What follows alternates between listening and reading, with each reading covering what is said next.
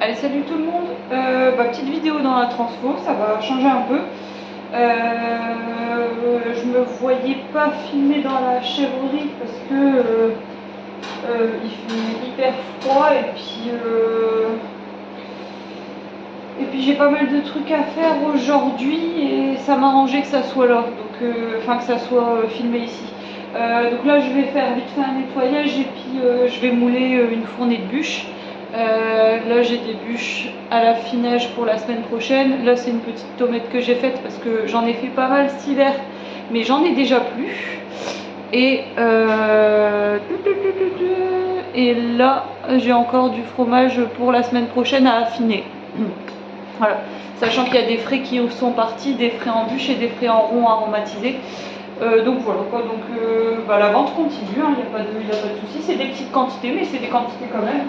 En ce moment je vends à peu près je dirais, je frôle les 100 € par semaine à peu près. Je suis à 80, 90, 100, voilà, c'est à peu près ces eaux-là. Forcément vu qu'on est en hiver. Là en plus elles ont rebaissé parce que je les ai recoupées de la pâture. Là elles ne pâturent plus depuis une semaine. Et parce qu'en fait il fait hyper moche. Donc du coup là en ce moment on a eu une semaine de pluie, de brouillard avec du crachin, et le taux dans l'air c'est très humide et du coup j'ai dû les arrêter. Donc elles sont juste sorties 1 heure hier pour que je puisse faire un peu de litière parce qu'en ce moment je fais du fumier. Donc du coup voilà. Quoi d'autre?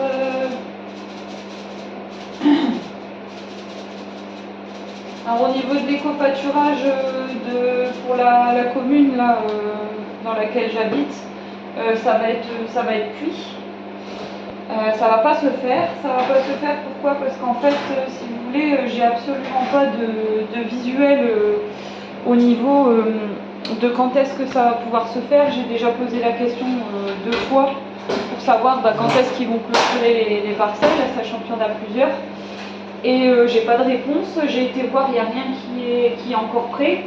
Et en fait le problème c'est que mes boucs sont dans le parc des jeunes. Alors je vais pas avoir beaucoup de jeunes cette année, mais voilà, il faut que j'ai une visuelle. En fait il faut que je visualise un peu courant des mois suivants pour organiser les parcs et tout ça quoi. Et bon, je trouve ça pas très correct de proposer à quelqu'un de faire ce type cette chose, ce type de choses là, alors que du coup on me demande ça et puis on m'informe pas de la suite quoi. Donc déjà il y a ça. Ensuite comme je vous ai dit, le site Novéade, ils vont pas m'autoriser l'accès, donc ça fait ça en moins. Donc du coup là en fait j'ai plus qu'une parcelle qui est déjà clôturée. Elle fait 200 mètres carrés, donc c'est pas, autant dire que c'est pas assez pour faire de l'éco-pâturage avec 2 boucs. La parcelle la plus importante, elle fait 1200 mètres carrés. C'est là où seront les boucs normalement tout le temps quoi. Et après je les ballotte dans les différentes parcelles en fonction de l'herbe. Et ça c'est même pas sûr que ça soit ok. Et puis je vous dis, rien n'est fait, donc voilà.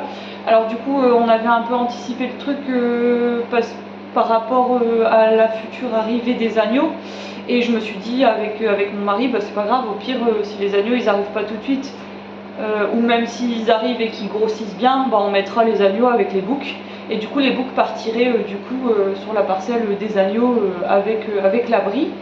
Et du coup on a anticipé ça, donc c'est un abri qui fait 9 mètres carrés, c'est ce que je vous ai dit. Donc j'ai fait un dépôt en mairie. Et en fait figurez-vous qu'il y a toujours des papiers qui manquent. En fait je pensais que ça allait être vu que c'est une demande, c'est une déclaration de construction en mairie, je pensais pas que ça allait être aussi lourd. Donc on me demande beaucoup de papiers où il faut limite être architecte quoi. Là ce qu'on me demandait c'est le DP03. Le DP03 c'est un plan de coupe du terrain et de l'abri. Donc ça veut dire qu'en gros je dois dessiner sur une feuille A4 1,5 hectare en gros, avec les habitations, parce qu'il y a les habitations dessus, il y a le hangar dessus, et donc l'abri, quoi, donc ce qui est complètement impossible. Et du coup, j'ai un peu poussé une gueulante, et en fait, finalement, c'est pas. Enfin, c'est pas. Je sais pas du coup si c'est le DP03, mais en tout cas, sur l'affiche, ils m'ont marqué comme quoi l'affiche qui manquait, c'était article DP03. Donc DP03, c'est le plan de coupe du terrain et de l'abri. Non, là, ce serait que l'abri, sachant qu'on a déjà donné cette information-là, on a donné une photo de l'abri, on a donné une photo du terrain, on a expliqué en quoi consistait le projet, il y a toutes les mesures dessus, hauteur, longueur, largeur, les poteaux et tout ça, comme quoi c'était du bois et tout, du bardage en bois et tout, et que ça ressemblait à un carport, quoi, de toute façon on voit sur la photo. Et du coup, finalement, en fait, je pense que le plan de coupe de l'abri est trop simplifié et que du coup, il faut bien dessiner le bardage pour qu'on voit où est-ce qu'il se situe. Est-ce que c'est tout fermé, est-ce que c'est ouvert, même si on le voit sur la photo. Il faut mettre vraiment bien dessiner le nombre de poteaux qu'il y a. C'est pareil, mon mari me dit ouais, mais c'est pareil, le poteau, tu vas devoir dessiner, c'est l'ancrage des poteaux, comment tu fais, quoi, parce que forcément tu coules. Enfin, il faut bien s'imaginer qu'un abri, il faut couler les poteaux, sinon ça peut dégringoler, quoi. Donc du coup voilà, quoi. Donc du coup pour ça apparemment il faut quand même, enfin on peut pas le faire sur Excel, quoi, on peut pas le faire sur un truc, il faut un outil internet qui soit un peu plus poussé que ça. Et donc du coup on a décidé de laisser tomber. Donc du coup on va plus faire l'abri de 9 mètres carrés, on va en faire 2 de 5. Comme ça du coup on n'a aucune demande à faire ni quoi que ce soit, on fait ce qu'on veut, donc du coup on va en faire 2 de 5.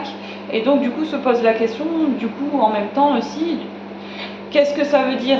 On me demande de faire pâturer les chèvres sur la commune, et finalement quand je veux faire pâturer les chèvres chez moi, que je veux mettre une petite cahute pour qu'elles s'abritent, c'est tout un monde, donc faudrait savoir, soit vous êtes pour le pâturage et du coup vous facilitez l'accès au pâturage, soit en gros il n'y a pas vraiment d'intérêt et puis c'est tout, quoi, c'est juste pour faire bien et puis voilà, quoi. Donc du coup il y a ça qui m'a bien refroidi quand même. Je me suis dit punaise, on me propose un truc et puis chez moi je demande un truc, voilà, c'est un abri de 9 mètres carrés sur 3 hectares, enfin je vois pas pourquoi les dossiers sont aussi lourds, quoi. Enfin franchement c'est pas, il y a aucune logique là-dedans, donc du coup voilà. Et du coup forcément comme il s'est passé un peu ça et que j'étais un peu contrariée, forcément on pense un peu aux trucs négatifs et je me suis dit ouais, mais du coup tes animaux ils sont en dehors de chez toi, qu'est-ce qui te garantit qu'il n'y aura pas des nuisances du type empoisonnement des animaux? On est quand même une commune de 6000 habitants, donc c'est pas rien non plus, ils sont en plein centre. C'est pareil, quelqu'un qui me détériore le grillage, du coup elle se barre, quelqu'un justement qui a pas des bonnes vues sur mon activité et qui a un tout petit peu de pouvoir, qui a les clés, il ouvre la porte, il fait échapper les chèvres, parce que moi je sais pas, est-ce que quelqu'un veut me bloquer ou pas, j'en sais rien. En tout cas c'était les questions que je m'étais posées quand j'ai lu la demande de DP03, la demande de plan de coupe du terrain. Je me suis dit c'est pas possible, il y a un truc, il y a quelqu'un qui veut me mettre des bâtons dans les roues pour que j'arrête mon activité ou quoi. Vous savez ça va vite dans ces trucs là, il faut vraiment... des fois je me dis que je psychote, mais en fait non, parce que vous aurez toujours des emmerdes un peu... Enfin moi j'ai entendu des trucs là, entre agriculteurs ils se font pas de cadeaux. Hein. D'ailleurs personne... la plupart des gens ne sont pas corrects, donc voilà, il n'y a pas de raison que dans le monde agricole ça soit pas comme ça non plus. Et donc du coup je me suis un peu, il y a un peu ça qui est ressorti avec tout ça, et donc du coup je me suis dit ouais, qui me garantit, est-ce qu'il n'y a pas quelqu'un qui veut nuire à mon activité pour choper les terrains par exemple, et du coup peut-être me faire des crasses au niveau de ça, parce que ça c'est pareil, du coup c'est la commune qui met à disposition le terrain et elle s'engage à clôturer, et moi je m'engage à entretenir correctement les terrains, à m'occuper des bêtes, voilà. À partir du moment où c'est mis en place, c'est moi qui gère et c'est moi qui est responsable, ce qui est normal. Mais du coup, rien ne garantit que quelqu'un va pas me nuire et ouvrir aux bestioles. Et puis bah, les bestioles, si elles s'échappent, elles sont en plein centre-ville. Comme je vous ai dit, il y a 6000 habitants. Et donc du coup, bah voilà quoi, potentiellement des accidents, ça peut être dangereux quoi. Donc du coup, c'est ce que j'ai dit à la personne qui est responsable de l'éco-pâturage, enfin j'ai eu son numéro. Et du coup bah, je lui ai expliqué. Donc, du coup, j'ai récupéré une cahute que j'avais laissée dans la parcelle de 200 mètres carrés là. Et en fait, en plus de ça, ce que j'ai vu, c'est que bah, ils avaient mis un. Comment ça s'appelle? Une boîte d'appât pour les. Une boîte d'appât pour les rats. Et elle était à moitié cassée. Donc ça veut dire qu'ils auraient très bien pu bouffer la mort aux rats. Et de toute façon, si elle n'était pas cassée, je connais les chèvres elles auraient grimpé dessus, elles auraient donné des coups de pattes, elles les auraient travaillées dans tous les sens avec leur bouche, et puis elles auraient fini par l'exploser, et puis bah voilà quoi, si elles avalent ça, c'est terminé. Hein. Donc voilà, je pense que c'est la meilleure des solutions. Donc les boucs vont aller potentiellement avec les agneaux, sachant que les agneaux, j'ai eu plusieurs contacts intéressants. Mais en fait, je me rends compte que je me suis pris trop tard. Un conseil, si vous cherchez des agneaux à biberonner ou à engraisser, donc ça veut dire qu'ils ont 2 mois et ils sont plus à biberonner, mais ils sont prêts à faire pâturer quoi. Cherchez à partir de mi-janvier. Je sais, ça fait tôt, mais cherchez à partir de mi-janvier et vous arrêtez pas tant que vous n'avez pas trouvé quoi. Parce que en fait, dès qu'ils naissent ou dès qu'ils ont une semaine, ils sont déjà partis quoi. Là, il y a un monsieur qui avait 50 femelles et 40 mâles. Et quand je lui ai demandé, eh ben, il restait déjà plus que 2 femelles et 2 mâles quoi. Donc du coup, et là, il a supprimé l'annonce. J'ai même pas eu le temps de lui répondre. Donc ça part très vite. Et du coup, c'est pareil. J'ai eu d'autres contacts, mais c'était genre que pour un agneau. Donc je vais pas faire la route pour un seul agneau. Et puis je sais ce que ça donne un agneau tout seul. Bah, en gros, il aurait passé ses journées à pleurer plutôt qu'à faire sa vie quoi. Donc du coup, ça aurait servi à rien.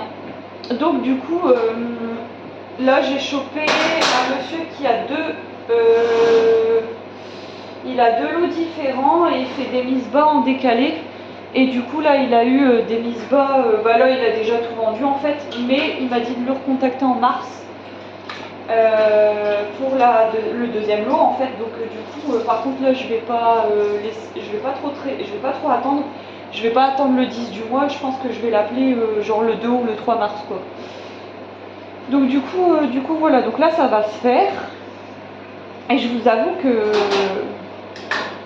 j'ai pas mal de choses dans la tête, je suis assez contente parce que tout avance un peu partout.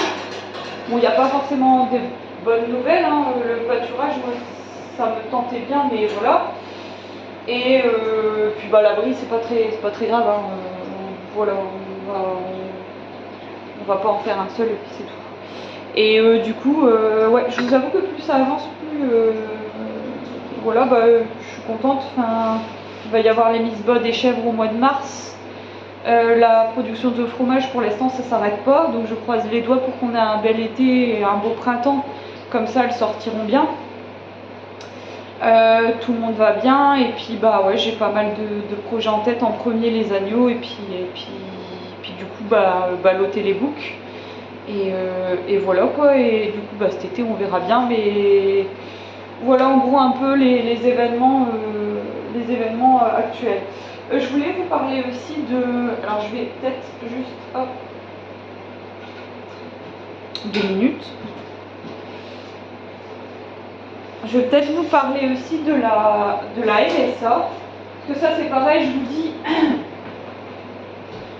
vous dis que je psychote beaucoup, mais c'est pareil, en fait le problème c'est que les institutions... MSA, Chambre agricole et les banques, hein. Bon les banques ça c'est pas tout le monde le sait, hein. Mais c'est vrai que MSA et Chambre agricole, on s'y attend pas forcément à ce qu'ils nous fassent des crasses et ils nous en font plein. Donc moi ça m'est arrivé quand je me suis installée, si vous voulez je pourrais vous expliquer.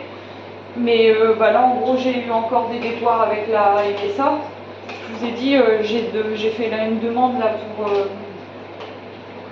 pour me faire enregistrer, enfin affilier en tant que cotisant solidaire. Et en fait j'ai dû me battre pour qu'on m'accepte ma filiation, sachant que c'est une affiliation qui est imposée par la MSA en fonction des terrains que vous avez, des bêtes que vous avez, de ce que vous faisiez quoi.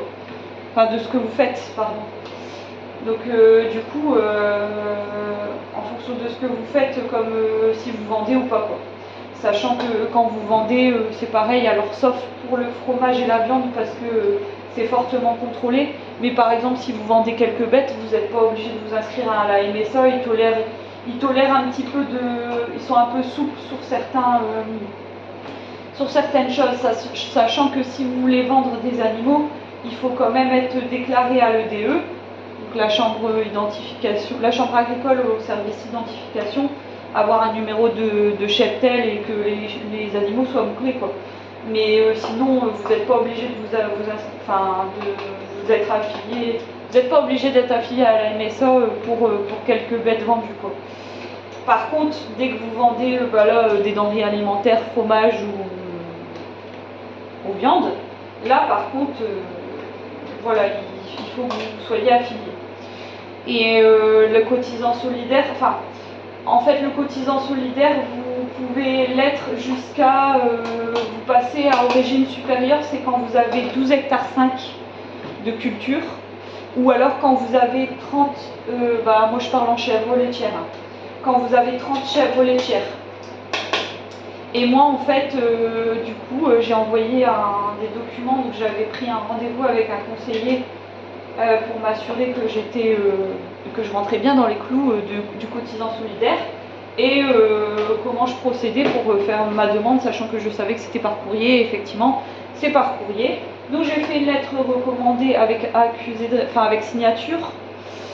Je l'ai envoyée au mois de novembre, début novembre, et j'ai pas du tout eu de retour.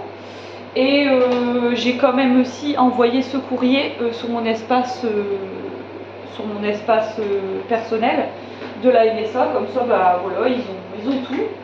Et du coup je les ai contactés début janvier parce que je voyais bien que mon affiliation elle était toujours pas enregistrée en cotisant.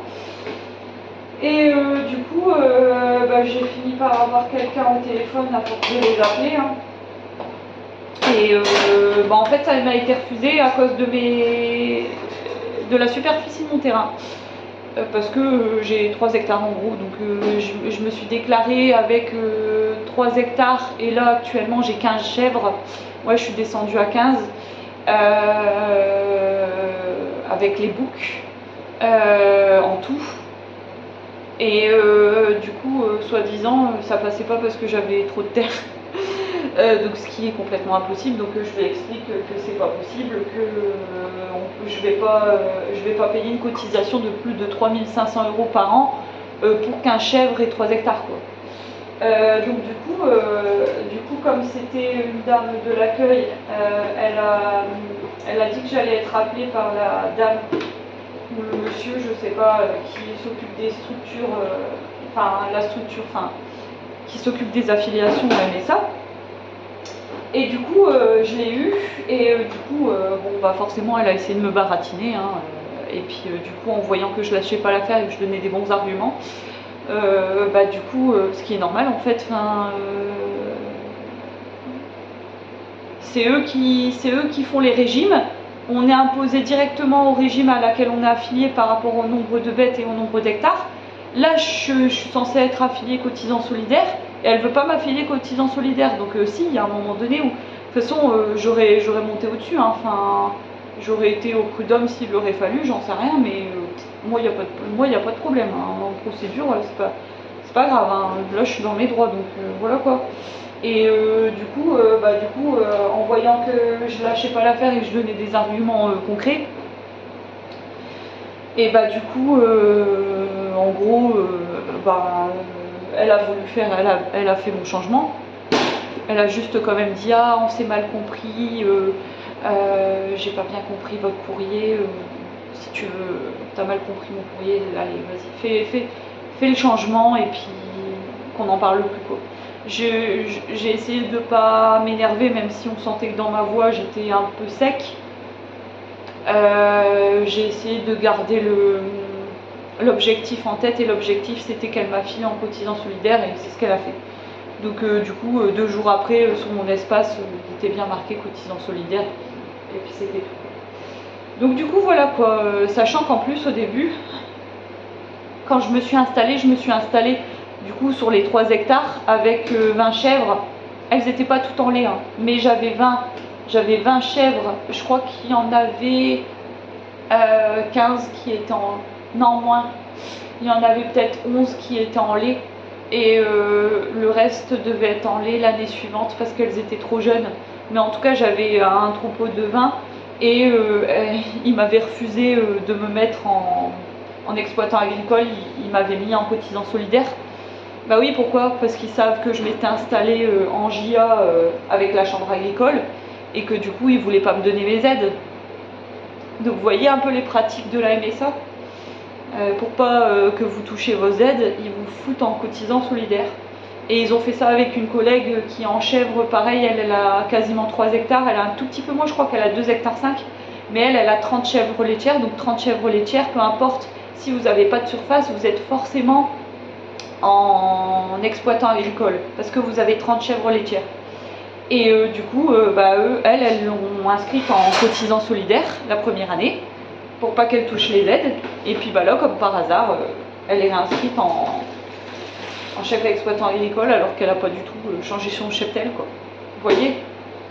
Donc pour vous dire à quel point où ça va. Et donc du coup, normal que je psychote aussi avec la commune, parce que quand vous voyez un truc louche, que vous sentez un truc qui n'est pas tout à fait net, faut pas aller dedans, hein. Il faut bien creuser, il faut bien se renseigner, il faut pas lâcher, et puis il faut vraiment y aller étape par étape, et puis vraiment y donner du jus là-dessus, parce que vous pouvez être pénalisé, vous pouvez avoir des problèmes pour la suite, et c'est pas normal en fait. Donc du coup voilà quoi. Je vais vous laisser parce que je vais devoir vider la flotte là